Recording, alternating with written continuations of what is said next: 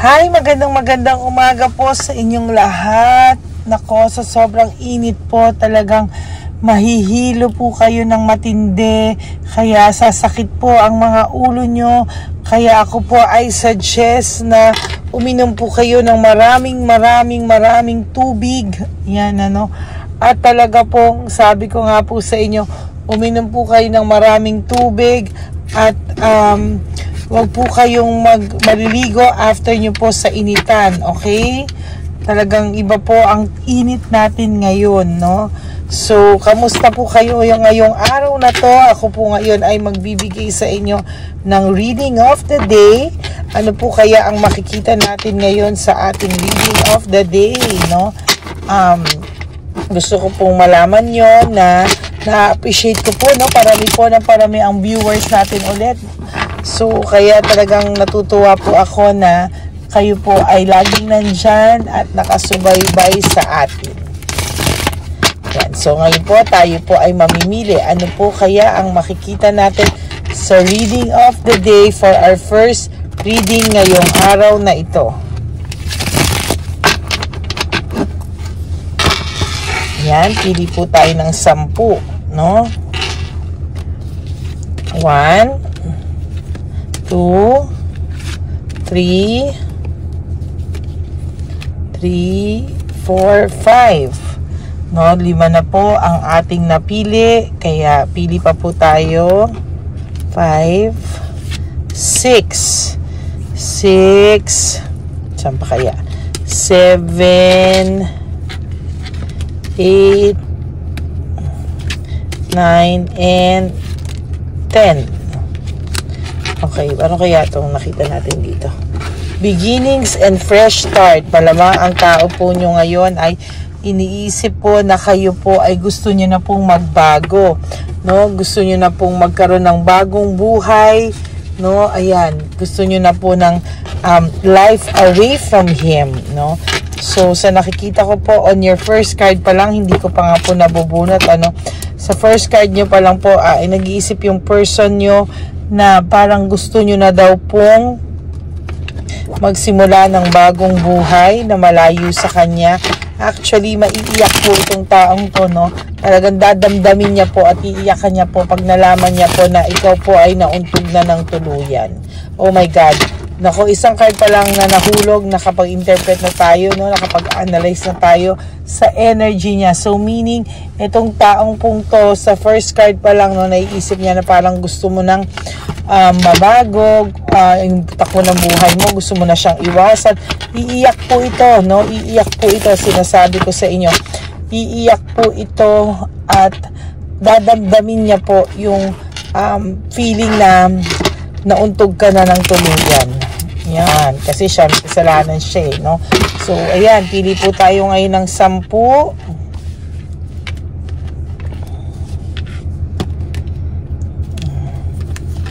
1,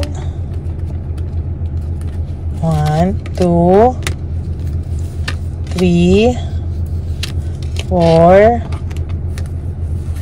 5, 6, 7, 8, 9, and 10.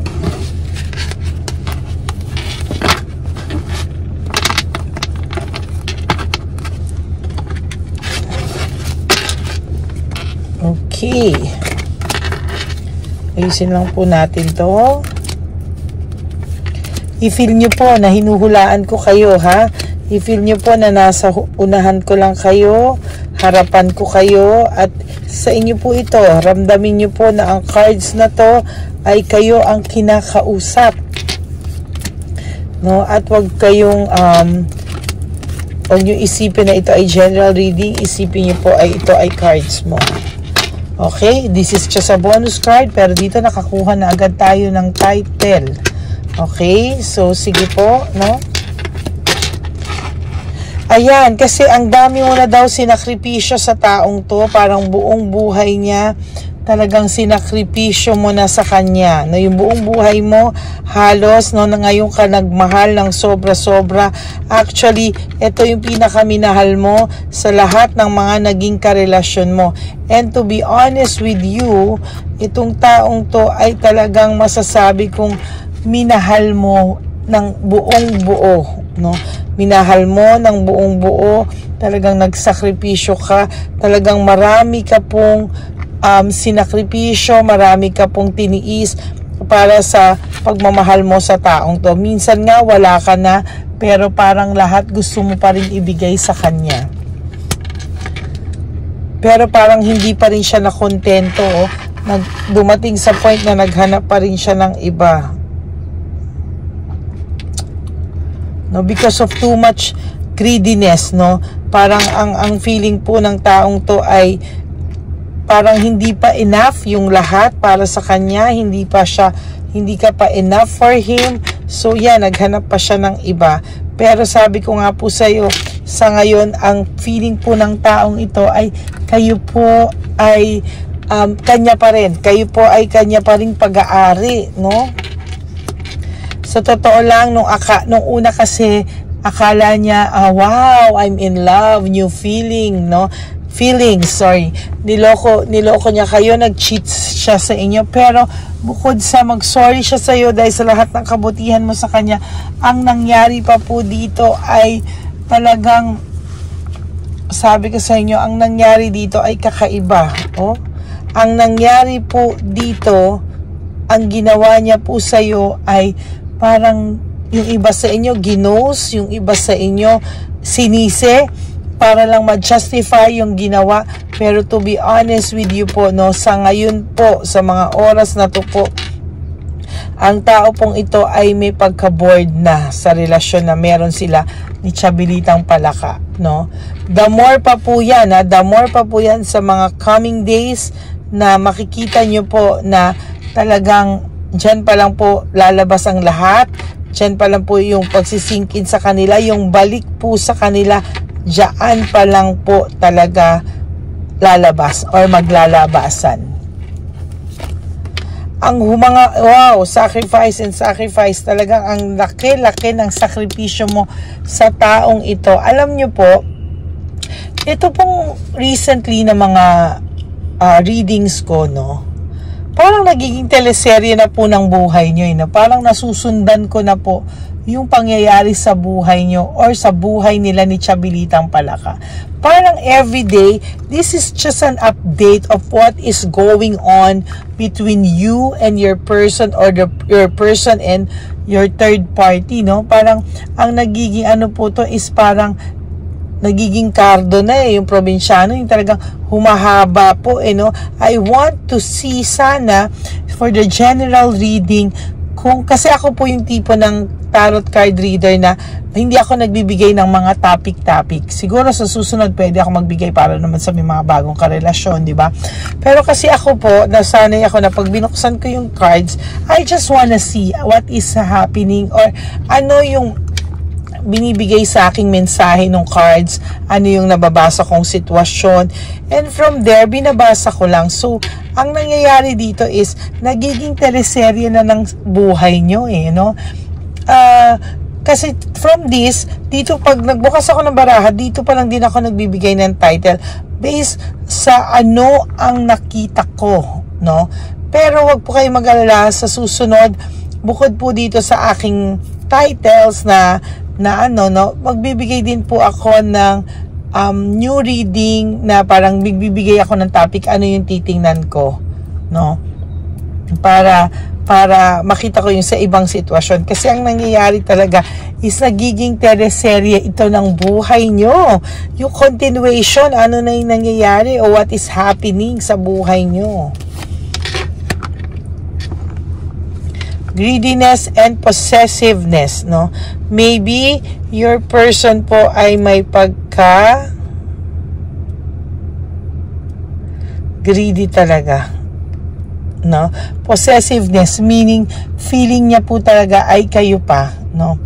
Feeling po talaga niya ay, to be honest with you, ang pakiramdam po nito ay talagang yan no, kayo pa talaga.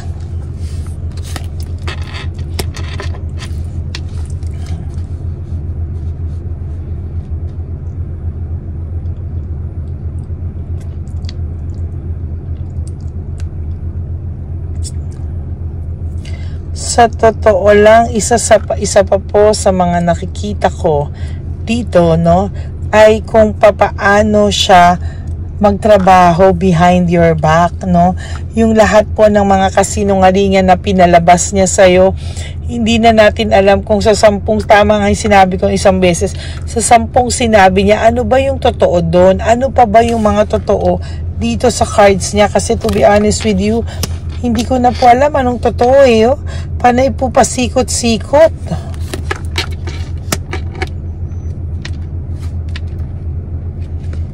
Then, there's this insecurity. No? May insecurity po akong nakikita.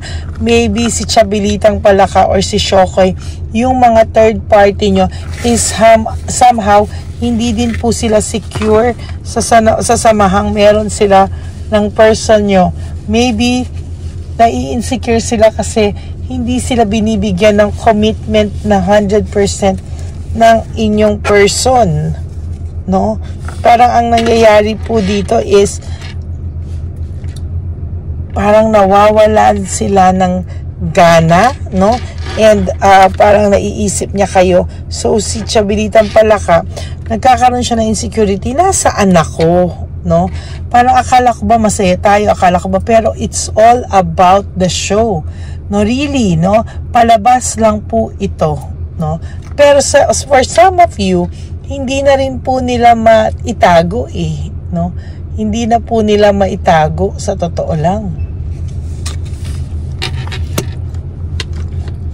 Change of cycle, and parang natatakot po siyang mabago yung mundo mo. Natatakot po siyang mabago yung mundo mo, magkaroon ka ng bagong mundo. Yung mundo na hindi na siya kasama. Yung mundo na parang ang pakiramdam niya, wala na siya sa mundong yun, no? So, takot na takot siya. Alam mo, actually, yung nakita ko po dito sa first card, na sinabi ko nga po sa inyo na kapag nagkaroon ka na ng bagong mundo, nauntog ka na, sinasabi ko po sa iyo, iiyak po ito ng malupit. Talaga, no? Iiyak ito ng malupit at dadamdamin niya kapag nauntog ka na. Pag finally, alam niya sa sarili niya na nauntog ka na talaga, hindi niya po kakayanin. Oh, umalis siya sa iyo, iniwanan ka niya, pero ang gusto niya, hindi ka magkakaroon ng iba. Oh, really, how selfish and how greedy and how possessive itong taong ito. Ayaw ka po niyang maging masaya. Leaving home, making decision. So, totoo lang po, hindi niya po alam papaano. Ayan o, leaving home, making decision, walking away, same meaning. Ang alam niya po is, kahit umalis siya, hihintayin mo siya, no? At kahit sabihin mo sa kanya na hindi mo na siya mahal, mahal mo pa rin daw siya. Oh my God. Ayun, no? May pagmamahal pa po ang person mo sa'yo, natakluban lang po ng pride niya. Yung kanyang fried chicken, hindi po talaga maganda. Talagang natakluban na po ng ang pagmamahal niya sa'yo ng too much pride, too much ego, no? Parang ganun-ganun na lang talaga ang taas ng pride nito. Out of touch, trickery, medyo hindi po kagandahan ng mga nangyayari, no? As a matter of fact, wala na kayong communication at all, but still may mga tricks na nangyayari behind your back, no? Hayaan nyo po siya. Para po sa mga persons nyo, maniwala kayo sa akin, yung mga nagbabanta sa inyo, they are too coward. Mga duwag po sila para bantaan kayo na kung ano-ano. Kasi hindi nila kakayanin na wala kayo sa buhay niya. Broken family and shattered dreams. Ay, siya ang sumira sa pamilya nyo. Siya ang sumira sa samahang meron kayo. Pero ano, no? Ano ang kapalit? Ngayon, hindi niya alam mismo kung ano ang tinatakbo ng pakiramdam niya. Siya mismo hindi niya po alam, siya mismo hindi niya po alam kung ano po ang nangyari sa kanya. Ano ba tong envelope na to? A folder pala. Ngayon po lang siya nag-iisip-isip, no? Actually, may fear po talaga ito of you finally moving on from him. No, yung tipong natitiis mo na siya, siya nang may realization siya na natitiis mo na daw siya at bakit daw ganon. There's anxiety and trauma, no? May anxiety and trauma po itong nararamdaman. Actually, as a matter of fact, hindi niya na po alam ang gagawin niya because he wants to reach out, he's frustrated, there's anxiety, pero sa totoo lang po, pagka kinakita mo to, kala mo kung sinong mayabang na Poncio Pilato, no?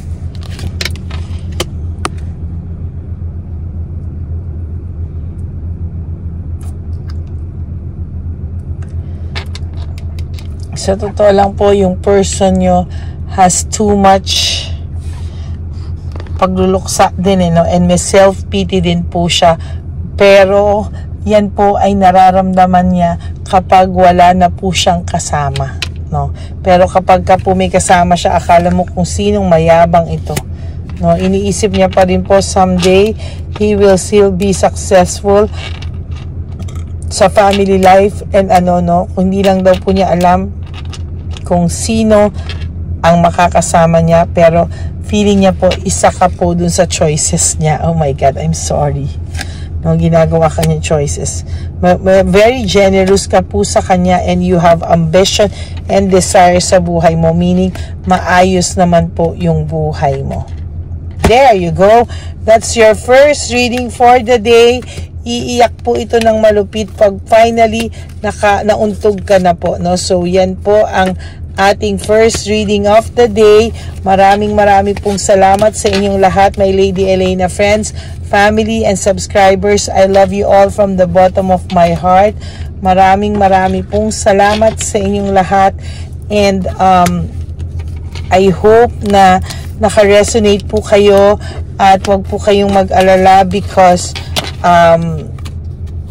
wag po kayong mag-alala kasi ang mangyayari po dito, pag nauntog po kayo, maaayos ang buhay nyo, siya po ang mariretain sa ganyang feeling. Okay? So, salamat po ng marami to all my Lady Elena friends, family, and friends. Again, I love you so much from the bottom of my heart. And for those of you po who wants to have a private reading with me, you can message me po at Ladyly Elena, that's Ladyly. Nasa dulo po yan ng ating video. Diyan nyo lang po ako pwedeng makausap. That's my only official and legit FB account. Yan, okay? Huwag po kayong malungkot. Don't stress yourself. Huwag nyo pong, life is short. Don't make it shorter by stressing yourself from all the pains and heartaches na binigay po sa inyo ng kahapon nyo. No, just surrender everything to the divine universe and just let go and let God write your love story. Mga kapatid, huwag po kayong malungkot. Hindi pa po katapusan ng buhay mo. Huwag ka pong umiyak. No, just hold on. Kapit lang po, no? Huwag niyo pong skip yung ating video kapag nagsimula up to the end para yung energy po nating dalawa ay magkaroon tayo ng connection. Okay? For those of you who wants to give me a super thanks, marami pong salamat. Please, no skipping of ads po. Tulong nyo na lang po yan sa ating channel. Okay? God bless you all. I will all see you again on my next reading. Yan. Maraming salamat po. And by the way nga pala po, no, dun po sa mga nakasubscribe na sa akin, kindly follow din po yung ating FB account, yung Ladyly Elena, nandyan po yan sa dulo. Paki-subscribe nyo naman po ako, paki-follow nyo naman po ako para lahat po kayong subscribers ko ay nakafollow sa akin. Yan. So maraming pong salamat. Hihintayin ko po kayo. Please mag-follow sa Ladyly Elena. I love you all. God bless you all. and have a blessed day ahead of you. Just enjoy your Wednesday. I love you all. Bye.